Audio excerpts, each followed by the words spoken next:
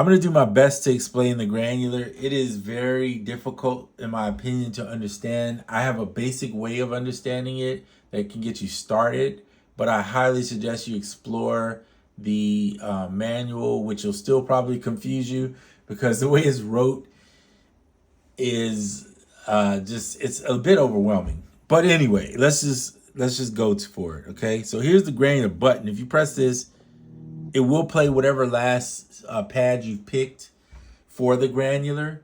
But remember, the granular is tied to its own little thing. Okay, so you have to hit pattern and hold down granular and then pick the pad you want. And that means this pad is in granular, right? If you hit the pad, it does nothing, but you hit the granular, it's tied to that. Okay, so hopefully that makes sense. All right, so if you press keyboard, you can play the pads across the thing. But to do the settings, this is where it gets a little more menu divey. You need to hit shift and voice, which is the G. Then it takes you into the granular. And this is what it starts out with. And I'll go through each one. I'm not going to demonstrate each one fully, but I'll just try to do my best to give you a quick idea. So this first one is a sample. That's, pretty self-explanatory. By the way, this little N is actually an M to them, I guess. Or is what they use as an M. If it's upside down, I think it's a U. So it is what it is. All right. So this selects the sample that is assigned to the granular pad. In this particular case, if you had multiple samples, let's say this pad was chops and you wanted to just take one sample out of it, then this would apply to this. But if you're just using it on one pad, then there is no changing of the sample. There's only one sample, right? It's just what it is. All right. So this only means something if you're using a chop sample, like a bunch of chops on one pad, and then you want to select a certain chop to be granularized. Hopefully that makes sense. If it doesn't, ask me a question later about that. All right, next setting. Oh, to enter each setting, you need to enter it or exit, right? Before you go to the next one, you have to exit, then go to the next one. So enter, exit. It says it right here below too if you get confused. All right, so then you have a coarse tune. You can tune this thing either, if we enter it, you'll see you can tune it all the way down to 24 or all the way up to 24. It's basically a pitch, right? Pitch knob. So you could pitch the sample twice, technically. You could pitch it on its own outside of granular and then come into the granular and pitch it again. Hopefully that makes sense. I'm going to leave mine around 6 just for the sake of this. Actually, I'm going to go a little more. I'm going to go 12. All right, we'll leave it there. That's fine. Exit every time and then go to your next step. So fine tune, I'm not going to do it, but it's just the pitch of the sample in cents. Then it can either go negative 100 all the way to 100. We'll go to the next one. This is detune. So you can detune 0 to 100. And basically it's going to randomly change the pitch within the trigger note. So if we hit go in, I have it set at 11. 100 is...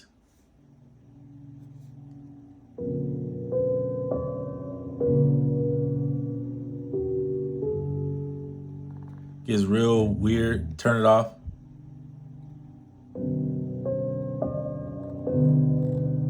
Halfway.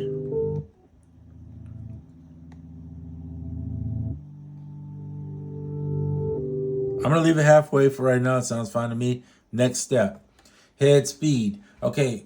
I mean, this is head position? Yeah, this is head position. So 0, 0, 0 to the sample end time. You can set the start of the head position for the sample, right? It's pretty simple. Yeah, so it says you can use the start knob and stuff to adjust it.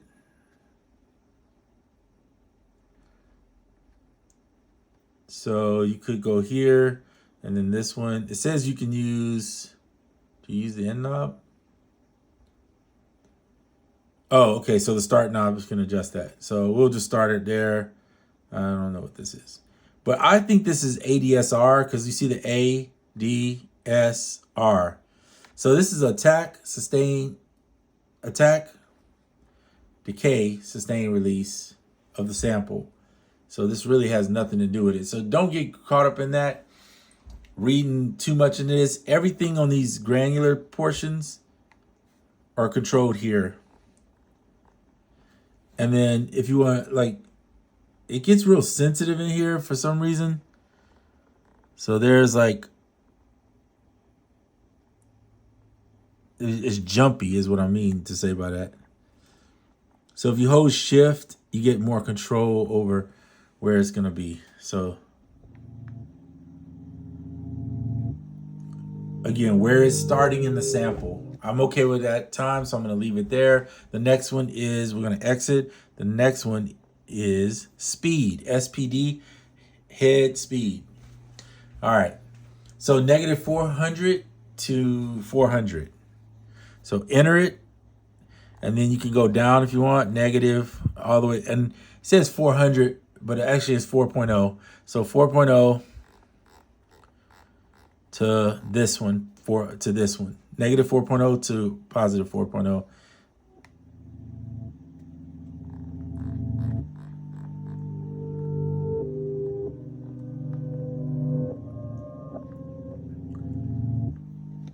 Boom. Exit that. Next one. Oops, I went too far. The next one is the spread of the granular. So adjust the position with the grain is going to be generated based on the position. So hopefully that made all sense. When it's positive, if you use a positive setting, and in other words, it can go from 0 to 100, right? So when you use a positive setting, then it'll play random points after the start position. Does that make sense? If it's negative, then it's going to play random points behind the start position. So let's enter it. I don't know where they're talking about negative because everything is 0 to 100. That's what's a little bit confusing to me, even though in the comments it talks about when the different positive or negative, so it's a bit confusing.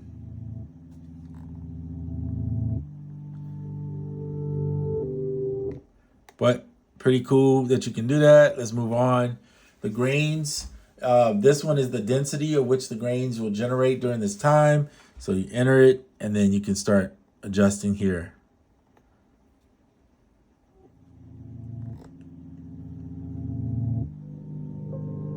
And this goes all the way to 8.0.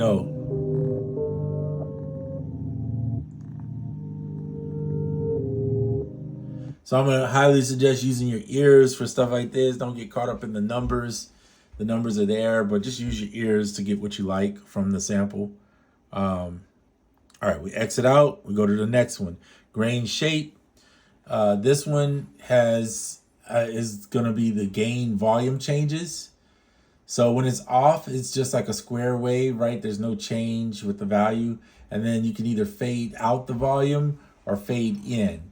So 1 through 49 is like fading out. 51 through 100 is fading in. And then if you do halftime, then you get kind of a middle ground of fading in and out.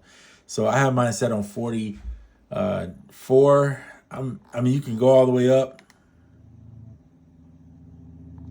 or you can turn it off.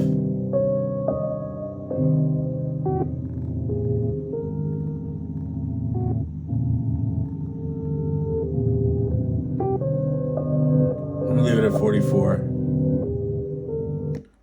Okay, next you have the grain size. On the grain size, basically the size of the grains, right? The grain is affected by the coarse tuner, the fine tuner, and the gain time key. So you just want to keep that in mind. But this is set in seconds as far as I know. So we'll enter, you can see it's in seconds.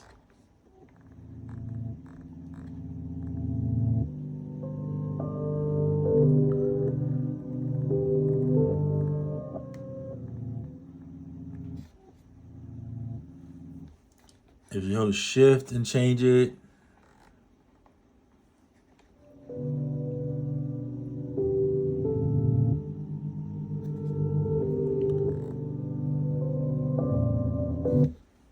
Shift and change. That's fine. I'll leave it there. We'll exit out of that. Next one. This one is the This one is the grain reverse probability. So there's a probability of generating that it plays backwards versus forwards. So that's what you could do. You could set it on the probability. So maybe you want it to go slightly more backwards than forward. So I'm just going to do 55. That's fine.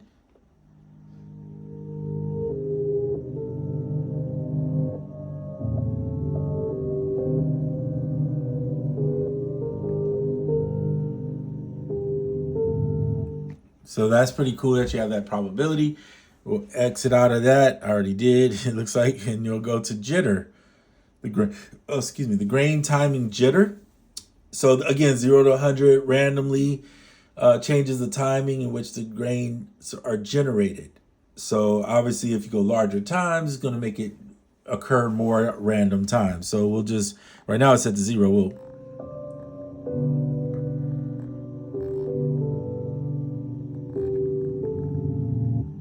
So you can have fun messing with this, just trying to figure out how much jittering you want going on.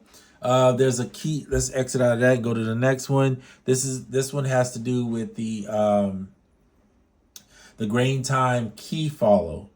So it goes 0 to 255. So it's how the grain sizes change according to the key you play. Which is interesting because, yeah, you can play with the keyboard, so it's following that. And then it tells you that, like, obviously larger values make the grain size uniform regardless of what key you play. And as a result, the grain playback times get shorter when you play higher keys. And the grain playback times get longer when you play lower keys. So that can be quite fun in adjusting it. When you set it to 0 and play a chord, the timings, loop cycles triggered by each key are lined up. So you really want to read that if you want to know what that is. Mine's set to 0, but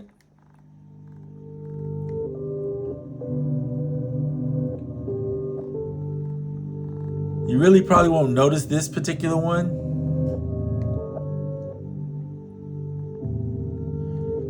Until I'm going to set it back to 0. You probably won't notice that one until you set it and then go and play some keys. I think it would be cool. That's why I'm looking for a keyboard for this thing, because it would be cool to be able to play the keys without having to change this button to go play the keys. That's kind of frustrating a little bit. It's fine on samples where you're just playing like single notes or whatever. But when you're trying to hear what this sounds like as you're setting it, it would be nice to have that. Anyway, that's just my thoughts. All right, start mode. So there's cold and hot. Cold makes the grains play back while their number gradually increases. Did I go there already? Yeah, so start mode. So you have cold and hot, 2 settings, right? Hot sets the grains to all play back at once. So you might use that occasionally. A bunch of grains playing at once. Or the code just plays back, their number gradually increases. So the gradual or the all at once, basically. And of course, this effect is produced when the grain's perimeter is set to larger values. So you'd have to set the perimeter to larger values to make that really function right. We'll move on. We won't go through every one of these last ones because I don't really know. This has to do with the envelope. Okay, let me skip because it skips the chop section. Okay, so this is the envelope that has to do with the ADSR. So you can set 3 different modes within this envelope. You could either have your envelope go ADSR, ADR, or what they call cyclic, I think is how you pronounce it. That's added to Koala now too. But anyway, it's ADAC. And so here we'll enter and I'll show you. So here's the different modes. 3 different modes. So the first one changes the volume using a typical ADSR, attack, decay, sustain, release curve. The second one, this one, changes the volume in the ADR phases of the envelope. So without waiting for you to release the key. And then the third one, which is this one, the one I was saying about, changes the volume over the ADA, repeating cycle the envelope while the key is held down. So it's a little, let's see if it,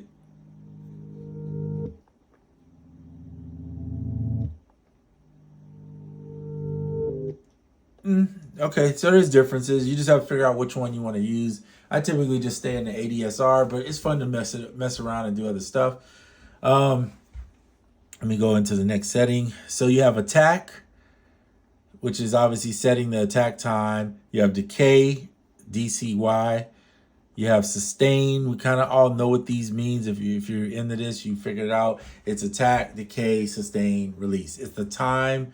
The sustain is the level, but the other ones are all based on time. So you can look that up. Read the manual. That part's pretty clear as you go through that portion of the manual.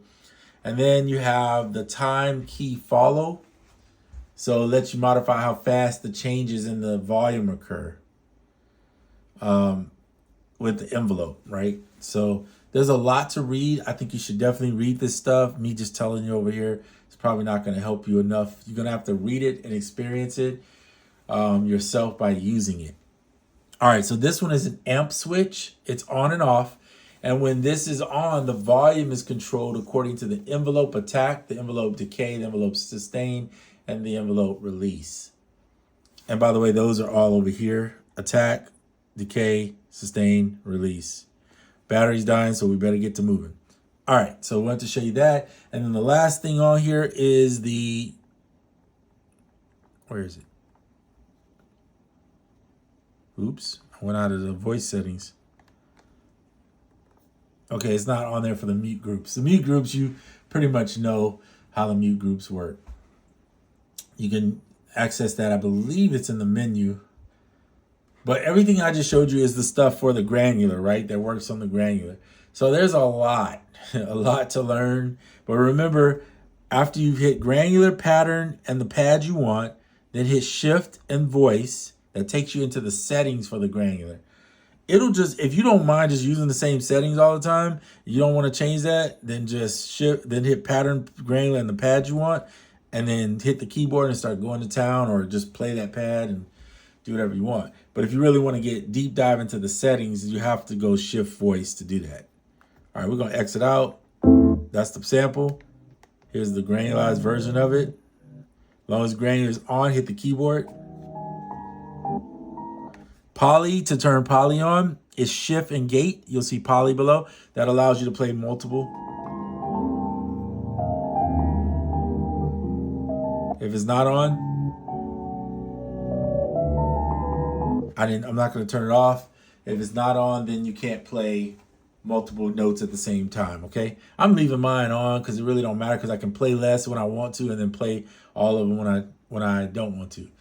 Anyway, that's the granular in a nutshell. You need to use it to understand it, to hear it.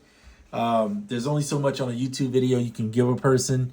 If they don't experience it, it'll always be kind of sounding like I'm just speaking a foreign language that you don't understand. And I don't understand half the time myself, unfortunately. Oh, man. But it is work to learn this little device. If you're into learning devices and you like this cool portable feature that they give you, and a sampler, and then having a granular engine where you can kind of do some stuff with that, this is the device for you. If that's not your bag, this probably is not the device for you, and that's okay. You just have to figure out what you like. For me, I like it, but I go back to I like sound. The sound is good once you put that lo-fi effect on. So like, let's say we have granular on, I throw in the lo-fi.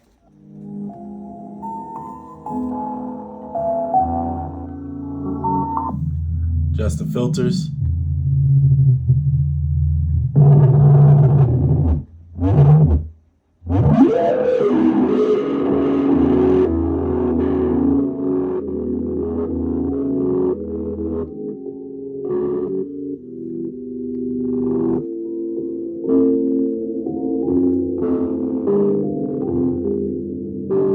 Start messing around. It can get really...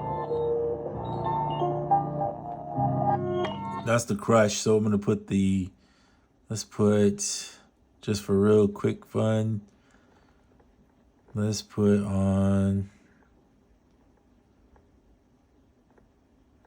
no, filter. Is this a super filter, I think? Let's try that.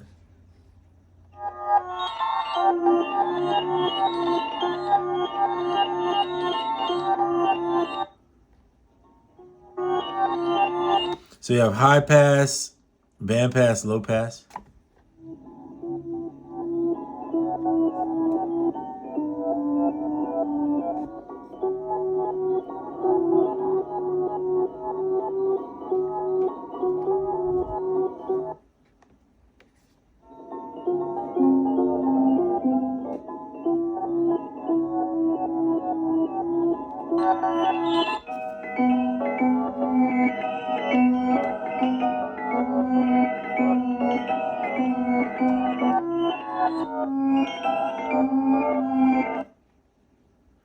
Shift reverse.